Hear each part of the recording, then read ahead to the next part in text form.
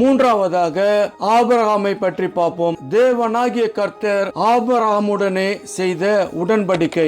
ஆதியாகமம் 12வது அதிகாரம் 1 முதல் 3வது வசனத்தை வாசிக்கிறேன். கர்த்தர் ஆபிரகாமை நோக்கி, நீ உன் தேசத்தையும் உன் இனத்தையும் உன் தகப்பனுடைய வீட்டையும் விட்டு புறப்பட்டு நான் உனக்கு காண்பிக்கும் தேசத்துக்கு போ.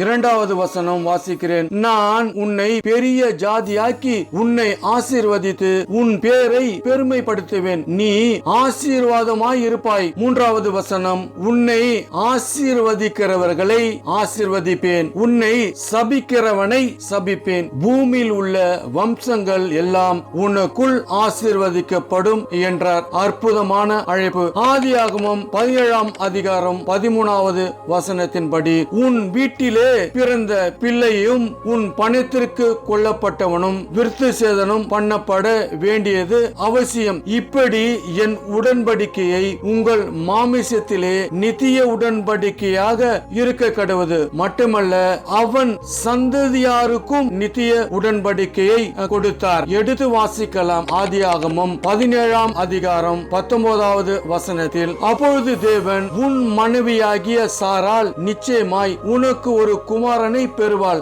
அவனுக்கு ஈசாக்கு என்று பெயரிடுவாயாக. என் உடன்படிக்கையை அவனுக்கும் அவனுக்கு பின்வரும் அவன் சந்ததிக்கும் நித்திய உடன்படிக்கையாக ஸ்தாபிப்பேன். இந்த நித்திய உடன்படிக்கையை அறிந்து கொள்ளாவிட்டால் நித்திய ஜீவனை அடைய முடியாது. இந்த நித்திய உடன்படிக்கையை உலகத்தில் உள்ள அனைத்து மக்களுக்கும் நித்திய சுவிசேஷமாக அறிவித்துக் கொண்டு இருக்கிறேன். இயேசு கிறிஸ்துவை பற்றின உண்மையை அறிய வேண்டும் என்றால் உடன்படிக்கை கொடுத்தவர் யார் என்பதை நாம் அறிந்து கொள்ள வேண்டும். நான் ஒரு வசனத்தை வாசிக்க விரும்புகிறேன். ஏசாயா தீர்க்கதரிசியின் புத்தகம் 54ஆம் அதிகாரம் 5ஆம் வசனத்தை வாசிக்கிறேன். கேளுங்கள். உன் சிருஷ்டிகரே உன் நாயகர், சேனைகளின் கர்த்தர் என்பது அவருடைய நாமம். இஸ்ரவேலின் பரிசுத்தரே உன் மீட்பர். அவர் சர்வ பூமியின் தேவன் எனப்படுவார். அவரே ஜீவ அதிபதி. அவரே தேவனாகிய கர்த்தர். அவர் ஒருவரே சிருஷ்டிகர். அவர் ஒருவரே உன் நாயகர்.